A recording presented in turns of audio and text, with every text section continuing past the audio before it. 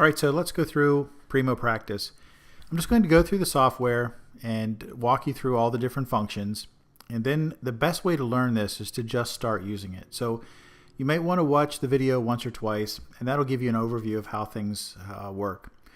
So this is the first screen you're going to see. And if you have patients in the software, you can, of course, view existing patients. If you haven't entered a patient, as I have on the other video, explain how to add a patient.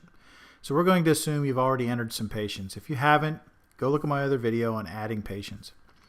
So in this case, we want to see patients. We can click here, or you can also go up and select the patient list. Either way. We can search for a patient. In this case, I'm going to use Bob Brown, but first I'm going to show you our patient portal and how you can have that patient activate or enter their own subjective information for you so it's activated and ready to use. So we'll switch over here to the patient portal, and this can run from a link on your web page if you'd like. You'll get an address sent to you so that you can put this link on your web page, and it will automatically assign your new patient a pin, for lack of, I guess I was looking for the word for that. All right, so in this case, we'll enter somebody that's already in there, and then I'll go back and show you how you go about adding it. So in this case, we're going to use a patient I made up named Bob Brown. So his passcode is BO9968.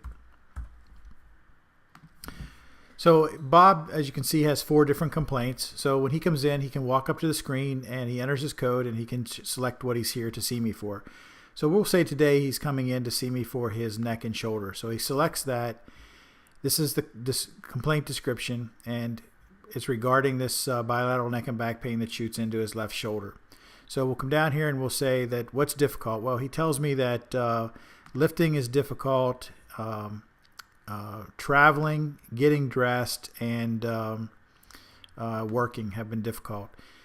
What's helped? What things have helped? Well, he's been using Tylenol, and he says that when he's sleeping it doesn't bother, and also some stretches has helped, and he's been using a hot shower. The problem has stayed about the same since his last visit, and he's feeling it about 50% of the time.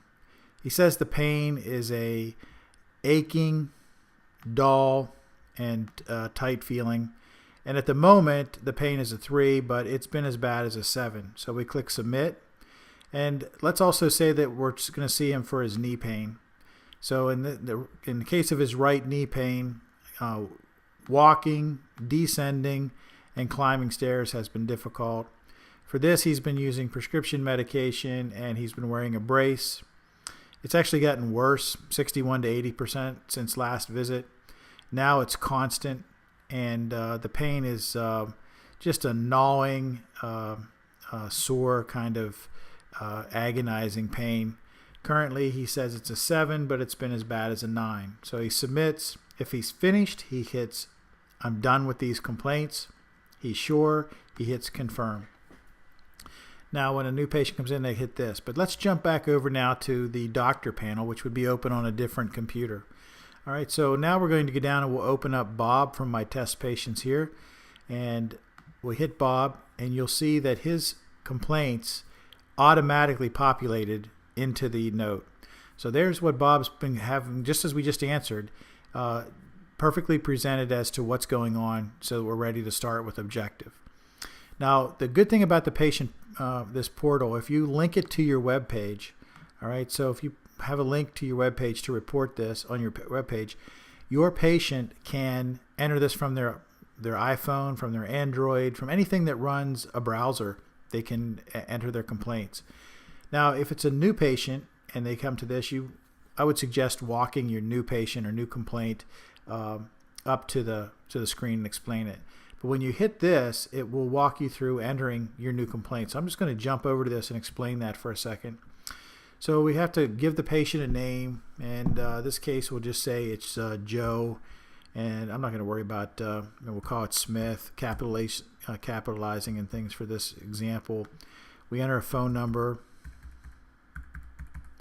and select whether male or female. You can put an email in if you choose. I would recommend you do. You can just highlight this and choose the date of birth.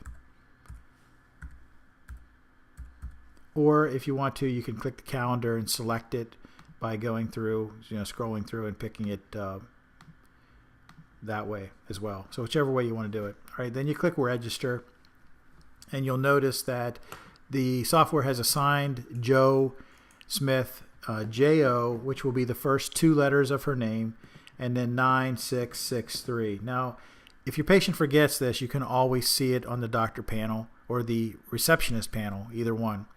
But the nice thing about it is that it automatically assigns it, because people have a tendency to pick the same codes, 1234, 9999, 3333. They pick the same. They want to do the same things, and so you would soon have redundancy. So it's going to pick your last 4 digits for them.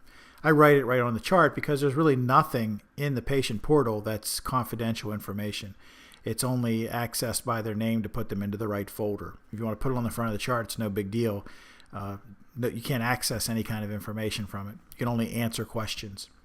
All right, so we'll click OK. We've acknowledged that, so then we can enter and go right into starting a note for Joe. Now let's jump back over to the doctor panel where we have Bob open. And so we're ready to go on with objective. Now, if we want to add some things to subjective, if we don't want to use the patient panel, we can, I'll take this out and I'll show you how this works. So we'll take this, clear this all out. By the way, you can use the clear button down here. That's what it does. It clears the screen. So in this case, we'll hit subjective, and you'll notice that at the top, the first thing you're going to want to do is hit the header. So when we click the header, what that does is it inserts subjective into the note. All right, so anytime you start a new section, hit that header if you want the section of the note to appear. If you don't want sections, you just want a big storybook looking note, you don't have to hit it at all. All right, so we hit subjective, and then you can do a couple things. So the patient can be better, same, or worse. And on each of these, you'll notice that if the patient's worse and we hit this button up here, every time we hit it, the software will randomly pick a new statement. So we can scroll down and choose any we like, but if there's one that you'd like to change, you can certainly hit the edit button and click on this, and now you can edit that particular code, that text replacement, make it whatever you want it to be. Always remembering that if you want to use a pronoun or a name, you can click and add this, if you want to, or you can type it that way. But the text replacements, this is the current date, patient's first name, last name, he or she, him or her, his or her, complaint, if you want to put that in. I generally don't. And the time, current time, we'll insert it into that line. So if you're typing your own description or a text replacement and you want any of those, you can just click the button and it will insert it. So once you've made your correction, hit save. If you want to move the order of one, you can just grab this and drag it. You can grab this one like this and move it up to first position. If you want to delete it, you can check here and then come up and delete. Now, the first 10 sections, you'll notice that there's a statement. The software will randomly pick for the first 10 positions. After the first 10, you have to manually select them. So if you want to make things that are less common but more specific for the subjective, better, same, or worse, put them below this line. If you don't want all these down here, delete them, put your own in. All right, so you can do that for each of these sections under subjective, objective, and assessment. They all have better, same, and worse.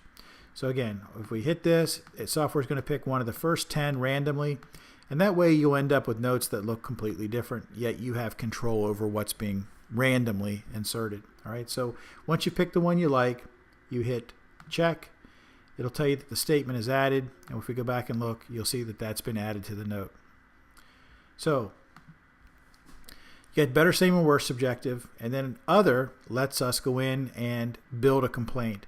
So if the person has a new problem, let's say we want to add a complaint today to their note, so we're going to say it's an existing patient, we want to add something new. They have an additional complaint of neck and left shoulder pain, and they say that this began, so we can pick this as, say, 4 days ago, or we could go back and say the problem actually began and go to the calendar and say they tell us it began back on the 4th of July. All right, so click that, and you'll notice that we have began over the past 4 days, or it began on July 4th, 2016, whichever way you want to insert when it began.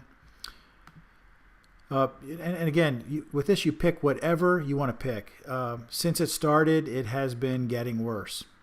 And the details of the complaint, he tells me that it's a throbbing pain in the neck, and that he also has a weakness in the muscles in this area. All right, and it's been there constantly since onset, and with his work habits during his exam and such, he is employed. Pick this in any order you want. He's relaxed and cooperative. He smokes less than a pack a day of cigarettes. He does not use alcohol. He has a symptom history that he has had similar pain as this in the past. His family history is normal, with the exception of his brother, who has a history of, and we selected disorder, hypertension and musculoskeletal issues. And we'll go back and say that his review of symptoms and personal, he's currently being treated for some cardiovascular issues. The intensity on a scale of 1 to 10, this current pain is a 5. And he's already been to see his family doctor for the neck and shoulder, and he's tried some physical therapy for the shoulder. Now what you'll notice is we just created an incredibly detailed first visit note for Bob and about his problem. All the stuff has been detailed down to the T. All right, so the next thing we're going to want to do is we'll go into objective. And again, if it's a returning note, you want to just say better, same, or worse, you can do that. Hit the objective so it inserts that. We'll go to other. And if it's Medicare, here are the things we need to add for Medicare, which also apply for other visits as well. So if you're documenting to federal standards, your documentation is pretty defendable. So we'll hit part header if it's a Medicare patient. If not, you wouldn't have to hit that. And we'll say that for part today, his posture reveals that his head was anterior, his right shoulder, or right nose rotation, he had a right head tilt, his left shoulder was low, and his pelvis was rotated anteriorly. He had pain and palpation here and on the shoulder and in between his shoulders. And his range of motion was restricted in the neck. And we noted some spasm and trigger points here, here, here, and on the shoulder. All right. So we also had an extremity listing of a left shoulder joint subluxation or restriction. And you can go through all of these. You can do vital signs. So if you want to get into vital signs, his age, his height, weight. You can do range of motion. So let's say that we wanted to say range of motion in the cervical spine. There, that's the cervical and lumbar we just inserted. And they were normal with the following exceptions. He had some abnormal lumbars. His flexion was limited, and flexion was limited at 26 degrees. And so now when we open that, we'll see that, and we could do that for each one of them. Here's his range of motion, lumbar, normals, and lumbar was restricted. Now, if you want to change any of these, let's say that you would like to change one of these and you wanted to use 30 for extension. All right, so no problem. We would just go up here, click the pen. When the buttons turn brown, the software can be edited. So now if we want to change the normals for that, we would just go here and hit the button that we want to change. So let's say that we want to change cervicals. So we can come down here and say we want to change flexion, highlight it, change it, and our new normal that we like to use in our office is there. So you can do that for any button that's there. You can change it and make it whatever you'd like it to be. Now another example, or I'll use this empty button here as a test. So let's say that we're going to call this test. All right. So now, very important, that if you want your text of something you're creating to appear on a new line, in other words, you don't want it to be at the end of an existing sentence, you want a new paragraph, you need at least one return before you start to type, and that's going to start it on a new line. If you'd like it to be a new paragraph, then you need 2 returns so that it'll start as a new paragraph. So if it's going to be a header, a new section, all caps, something like that, you're going to need 2 returns. So in this case, we're just going to, we'll say that it's going to be, I'm just going to call this car accident. So we'll make this, and let's just call it car here for the header. All right. So a couple choices here. You can hit screen select.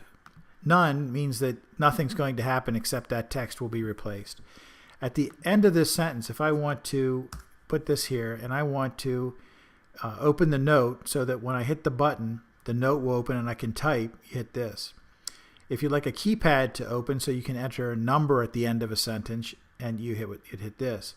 If you want the pain scale slider to insert so that you could say like in this car accident, after the car accident, period, and then the next line you want the patient stated his pain was a 5 out of 10, then you would use the slider. If you need to choose a date from the calendar, hit calendar, and the calendar will appear and insert a date. Now if you want to select screens, you have a multitude of screens here you can choose. You can choose body regions, which is the screen that has the shoulder, all the different areas of the body, posture, muscle tissue, muscle strength, the car body, body direction, spinal, which is our standard spinal screen. You have spinal color that remembers where you touched, extremity, ribs, nerves, and exam. So this is all the nerves, major nerves of the body. So you can pretty much build any text replacement you want that will give you an exact description of what you're trying to do. So let's say that in this case we want to say the car accident, this caused injury to, and let's say it was nerves. All right, so in this case we'll just pick that. So now when I click save and I turn off the editor, if I select this car button, there's my nerve screen. So I'm going to say that it caused pain on the right C5 and C6 dermatones, and I also noted that there was tingling on the right nerves here. All right, those 3. So we'll click save. And now when I open my note, scroll down to that, you'll see that this injury, caused injury to the right cervical dermatome 5, cervical dermatome 6, and a tingling sensation was reported over the right distribution of the blah, blah, blah, blah. So we can change and make a note that is exactly as we want it to be by going in and editing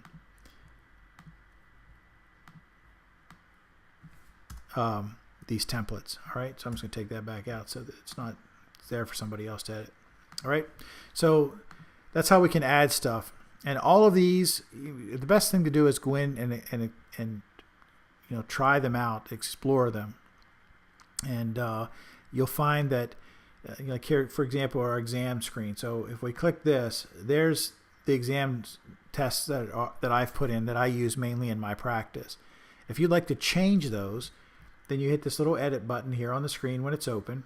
All right, and now every one of these buttons can be changed. So when I double click, if I want to change the name of maximum cervical compression, I can change it, save it. If I want to change the description of a negative test, there's the negative.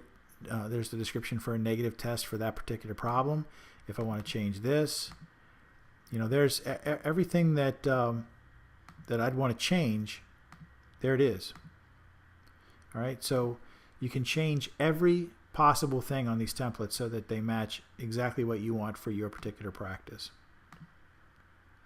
But in this case, let's say I want to get down here and say, well, that was negative. Subtle Hall was positive on the right for pain. Lumbar stress test was positive on the left. Valsalva's was negative. Piriformis was positive on the right. Minors, both sides was an issue. Slumps caused pain on the right. Hyperextension was bilaterally painful. Right, negative, negative, negative, right, left, bilateral. All right, so I click this, and when I open this up, you'll see that here's my exam. There's every test that I did, what it means, where it was positive, and what it suggests. So pretty easy, pretty simple, and pretty fast. So you got all these that can be changed, can be added. And same thing, then you have the template section. And in the template, you'll see that you have some, there's not many left. We've filled up most of the stuff that you'd want to do. But like, for example, let's say you wanted to do a diagnostic x-ray report. So in template, I have that set up. So you go to radiology reports. Today we did an x-ray. So that's the heading. If I was requesting outside x-rays, I hit here. If I'm not going to x-ray him for a while, I hit that. And what did we do? Well, we did a 2-view cervical series today. And scroll down to the findings. And my findings, no destructive process was noted. I did see that there was an abnormal decrease in the lordosis. There was some mild bone demineralization present, some degenerative joint disease, and basically a normal study. Put my signature in and click save, and here you can see my x-ray report. There's my report of what I just clicked and did. So you can add that pretty easily. You can make your own, and the best way to get used to using this is to do just that, is to use it. So assessment, this is where we can get our diagnosis. Again, we have better, same, and worse for continuing patients. We can go into other. You'll see the first thing that pops up is our diagnosis. So in this case, I would say our working diagnosis. That's the header for the section. Maybe it's an additional diagnosis, something you're adding to note, or an updated diagnosis. And so what do I want to diagnose? Well, spinal neuro. The particular patient had musculoskeletal pain here and here. He had spinal disc, I think it's a radiculopathy issue on the right at C5 and C6. And structural distortions. You can select, based on what it is you're wanting to diagnose. So let's say it has esthesiopathy affecting the cervical and thoracic spine. I felt he had some posture issues with the anterior head position, and there was spondylosis with some sensory loss there at 5, 6, and 7. All right, and then we can jump over to prognosis, and I feel his prognosis is fair, and some difficulties with treatment. I feel there might be some difficulties. I expect that this has been there a while, so that may be an issue with the neck and the shoulder. Maybe it's been since July, and it's pretty severe, so the severity may be an issue. And I go into P, and I can pick a couple things. I've got it set up for chiropractic packages. I like to do mine this way, where I have it set up for what am I going to do? Well, CMT to the cervical region, so I click that. And where did I adjust? Here, here, and here. And I used E-stem here into the shoulder. And I used the Kennedy decompression table for the cervical region today. And we did some therapeutic exercise for the shoulder. And I'm going to put in my default plans. So I'll go down to the next section, which is my signature. I'll see him again tomorrow, which happens to be Thursday. Hit my signature, insert my signature into the note, and here at the bottom you'll be able to scroll down. You'll see that there's my diagnosis that we put in, prognosis, where we treated him, his therapy, where did we use therapy on him, the decompression was applied to the cervical region. We used exercise on his posterior left shoulder. There's his treatment plan, the goals of treatment, and I'll see him again Thursday. So you can make a really detailed note really quickly. As I said, every section has the other section that you can go through with home instructions, other requests. You can change all this if you want to make it be whatever you like. There's lots of templates already in the software. You'll see like there's decompression settings, care plans are in here. Letters of medical necessity have been loaded into the software. So it's all there, and the best way to try to start using it is to just start using it. And I'm going to do another video about using the receptionist panel, and then you should be good to go. So, and as always, if you've watched this, you've played with it, you have questions, and you want to find out more about what you can do, feel free to call and ask. If I can't help you, Beth can help, or somebody here in the office will help, and we'll get you going. So give it a whirl. Good luck and have fun.